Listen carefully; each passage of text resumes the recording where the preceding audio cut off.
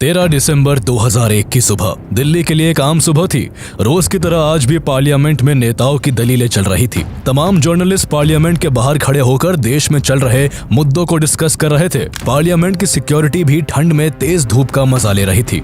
हर चीज रोज की तरह नॉर्मल चल रही थी। किसी को नहीं पता था कि आज लोकतंत्र के मंदिर में कुछ बड़ा होने वाला है, इतना बड़ा कि पूरे देश में हड़कंप मचने वाला था। आने वाले पल से अनजान पार्लियामेंट के अंदर दोनों भवन में ताबूत घोटालों को लेकर सरकार और विपक्षी पार्टियों के बीच तीखी बहस चल रही थी। तर्कों के साथ शुरू हुई संसद की कार्यवाही अब जोरदार हंगामे में बदल चुकी थी। स्थिति को बेकाबू होता देख स्पीकर 40 मिनट के लिए सदन को पोस्टपोन कर देते हैं, जिसके बाद प्राइम मिनिस्टर अटल बिहारी वाजपेयी और लोकसभा में ऑपोजिशन की लीडर सोनिया गांधी का काफिला अपने सरकारी आवास की ओर निकल पड़ता है। कई बड़े मंत्री और लीडर घर चले जाते हैं, पर अभी भी पार्लियामेंट के अंदर कई बड़े मिनिस्टर्स मौजूद थे, जिनमें होम मिनिस्टर लाल कृष्ण आडवाणी और सुषमा स्वराज समेत 200 से अधिक मेंबर्स शामिल थे। संसद में मौजूद सभी मेंबर्स में कोई अभी भी सदन में बैठकर अपने कलीग से डिस्कशन कर रहा था, तो कोई कैंटीन और लाइब्रेरी में वक्त गुजार रहा था। किसी को आने वाले पल की जरा भी भनक नहीं थी।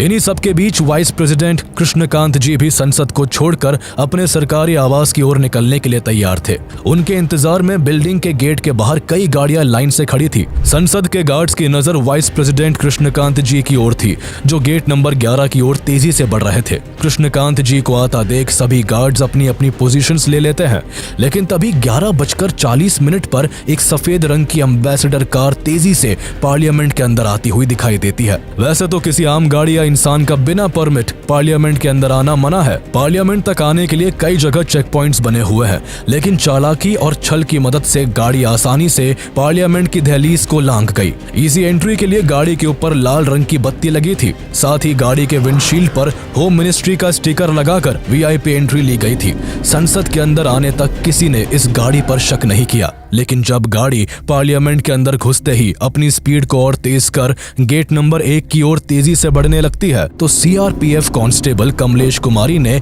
गाड़ी को तेजी से बढ़ता देख कुछ अनयूजुअल नोटिस किया। कमलेश कुमारी ने हाल ही में पार्लियामेंट की सिक्योरिटी के लिए काम करने वाली ब्रावो कंपनी को ज्वाइन किया था। जिस वक्त गाड़ी पार्लियामेंट में एंट्री लेती है, तब कमलेश कुमारी सिक्योरिटी राउंड के लिए निकली थी। गाड़ी की रफ्तार और डायरेक्शन को देखकर उन्हें थोड़ा शक हुआ।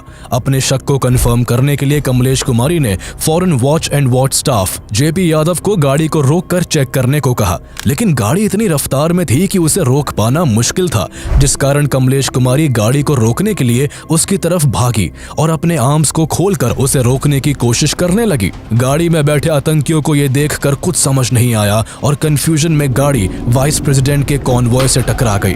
इस वक्त तक वाइस प्रेसिडेंट कृष्णकांत जी बाहर आते आते किसी काम की वजह से वापस पार्लियामेंट के अंदर चले गए थे। वाइस प्रेसिडेंट के कॉन्वॉय से टकराने के बाद गाड़ी पार्लियामेंट के ही एक गार्डन में जाकर रुक गई, जहाँ एक गार्डनर मौजूद था। खुद को बचाने के लिए वो वही पास में ही छुप गया, लेकिन गाड़ी में मौजूद आतंकियों ने उसे देख लिया था, जिस कारण वो जैसे ही गाड़ी से बाहर निकले, उन्होंने सबसे पहले कमलेश कुमारी और फिर गार्डनर देशराज को अपना निशाना बनाया। सभी टेररिस्ट के पास AK-47 राइफल्स, ग्रेनेड लॉन्चर्स और हैंडगन मौजूद थी। इनकी तैयारी से अनजान जेपी यादव भी उन्हें रोकने के लिए उनकी ओर बढ़े, लेकिन जेपी यादव भी खुद को बचाने में असमर्थ रहे और अपनी जान गंवा दी। हालांकि अपने साहस का परिचय देते हुए इन्होंने अपनी आखिरी सांस लेने से पहले पार्लियामेंट के इमरजेंसी अलार्म को बजाकर सभी को चेतावनी दे दी थी, जिस कारण पार्लियामेंट में मौजूद सभी सिक्योरिटी पर्सनल्स हरकत में आ गए। प्लान में शामिल हर आतंकी के पास एक बैकपैक मौजूद था, जिसमें ग्रेनेड्स के साथ कई तरह के हथियार मौजूद थे।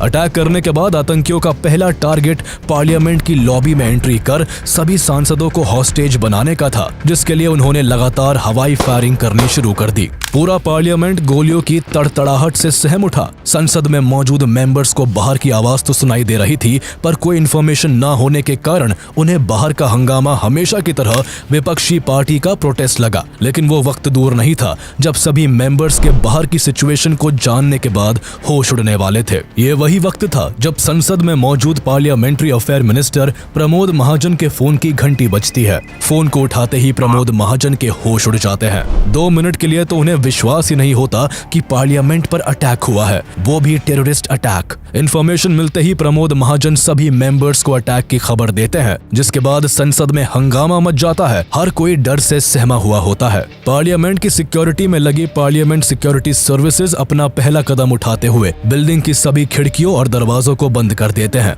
कमलेश कुमारी और जेपी यादव को मारकर सभी टेररिस्ट 2 और 3 के ग्रुप में बंटकर तेजी के साथ गेट नंबर 5 की ओर बढ़ते हैं, जहां से प्राइम मिनिस्टर का आना जाना होता था। इस गेट के एक्सेस के साथ आतंकी सीधे पार्लियामेंट के अंदर आ सकते थे, लेकिन यहाँ मौजूद सिक्योरिटी को जेपी यादव के कारण पहले ही इंफॉर्मेशन मिल चुकी थी और उन्होंने यहाँ के दरवाजे को बंद कर दिया था, जिस कारण आतंकी बौखला गए और लगातार फायरिंग करते हुए दूसरे गेट की ओर बढ़ने लगे। लेकिन यहाँ इन आतंकियों पर पहले से ही घात लगाए बैठे सीआरपीएफ कांस्टेबल संतोष कुमार ने एक एक करके सभी को छलनी कर दिया। कांस्टेबल कुमार ने पहले 2 आतंकियों पर निशाना साधा और फिर तीसरे को टारगेट किया, लेकिन अपने बचाव में तीसरे आतंकी ने लगातार कांस्टेबल कुमार पर अपनी AK-47 से वार करने की कोशिश की, पर एग्जैक्ट लोकेशन पता न होने के कारण इसका कोई फायदा नहीं हुआ, जिसके बाद कांस्टेबल कुमार की तीसरी गोली से आखिरी आतंकी भी मारा जाता है। इस वक्त तक 3 आतंकी खत्म किए जा चुके थे, पर अभी भी 2 टेररिस्ट जिंदा थे और दोनों लगातार फायरिंग करते हुए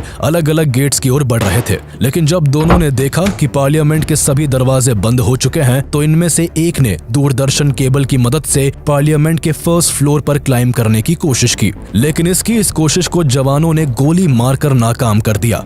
पर गोली लगने के बाद भी यह आतंकी हार नहीं माना और वापस से उठकर पुलिस वालों की तरफ ग्रेनेड फेंककर गेट नंबर 5 की ओर जाने लगा, पर पुलिस की लगातार फायरिंग के कारण गेट नंबर 5 पर पहुंचने से पहले ही इसकी मौत हो गई। लेकिन अभी भी संसद पर वार करने वाला आखिरी आतंकवादी बचा हुआ था। इसे अंदाजा था कि इसका यहाँ से सही सलामत निकलना नामुमकिन है। पार्लियामेंट के अंदर जाने के भी सभी रास्ते बंद थे, जिस कारण गुस्से में इसने पार्लियामेंट के मेन एंट्रेंस गेट नंबर 1 की ओर रुख किया और वहाँ ज्यादा से ज्यादा डैमेज करने के लिए खुद को बम से उड़ा लिया। चारों ओर धुआं और इंसान की जलने की गंध फैल गई थी। हर कोई डरा हुआ था। मीडिया हर खबर को लगातार टेलीकास्ट कर रही थी। मीडिया के भी कई लोगों को चोटें आई थी। 5वें आतंकी के मरने के बाद भी पुलिस और पार्लियामेंट सिक्योरिटी सर्विस की यूनिट अपनी अपनी पोजीशन से हिली नहीं। किसी को नहीं पता था कि असल में कितने आतंकवादियों ने हमला किया था। लेकिन जब लंबे वक्त तक सामने से कोई फायरिंग नहीं हुई तो पुलिस बाहर आई, जिसके बाद एम्बुलेंस की एक एक करके कई गाड़ियों ने पूरे पार्लियामेंट के आगे भीड़ लगा दी।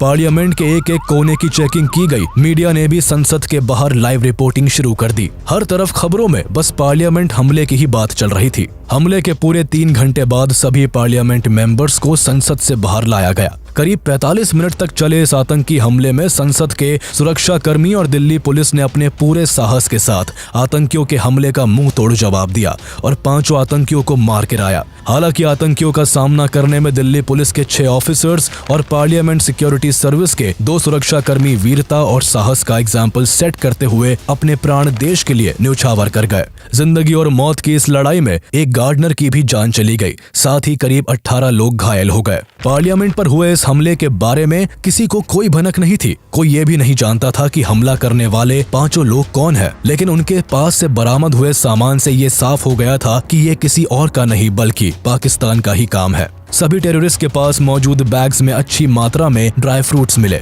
जो इन्होंने सांसदों को हॉस्टेज बनाने के बाद के लिए रखे थे। इनका मकसद पार्लियामेंट के अंदर बैठकर हॉस्टेजेस के जरिए भारत सरकार से अपनी डिमांड को मनवाने का था। इन्वेस्टिगेशन में इनके द्वारा लाई गई एम्बेसडर कार में करीब 30 किलो एक्सप्लोजिव मिला, जिससे ये साफ हो गया था कि ये गाड़ी को पार्लियामेंट के अंदर लेकर जाने वाले थे और वहाँ इन एक्सप्लोजिव्स का इस्तेमाल करते। आतंकवादियों ने इस अटैक को भले ही 13 दिसंबर 2001 को अंजाम दिया था, लेकिन इस अटैक की प्लानिंग काफी समय पहले से चल रही थी। दरअसल 24 दिसंबर 1999 को इंडियन एयरलाइंस फ्लाइट 814 को आतंकवादियों ने हाईजैक कर लिया था, जिसके बाद प्लेन को दिल्ली की जगह अफगानिस्तान ले जाया गया। यहाँ आतंकियों ने भारत सरकार से नेगोशिएशन किया और आखिरी में हॉस्टेज को छुड़ाने के लिए भारत सरकार को 3 टेररिस्ट को रिलीज करना पड़ा। रिलीज किए गए 3 टेररिस्ट में एक मौलाना मसूद अजहर भी था। भारत की जेल से रिहा होने के बाद मसूद अजहर 2000 में जिहादिस्ट टेररिस्ट ग्रुप जैश ए मोहम्मद को बनाता है और भारत पर अटैक करने करने की प्लानिंग शुरू कर देता है। उसे कैसे भी करके भारत सरकार से बदला लेना था और इस बदले की आग में अजहर ने लोकतंत्र के मंदिर पार्लियामेंट पर अटैक करने का प्लान बनाया। हालांकि प्लान को बनाने के लिए सबसे पहले अजहर को कुछ लड़कों की जरूरत थी जो उसके नापाक इरादों को पूरा करने के काम आने वाले थे। अजहर कश्मीर के कुछ ऐसे लोगों की तलाश में था जो उसके इस मंसूबे को पूरा कर सके। अजहर ने इस मिलिटेंट ग्रुप को तैयार करने के लिए इंडियन एयरलाइंस फ्लाइट 814 के हाईजैकर्स में से एक मोहम्मद अलियास सनी अहमद काजी की मदद ली। अहमद काजी के साथ मिलकर 5 लड़कों का एक ग्रुप तैयार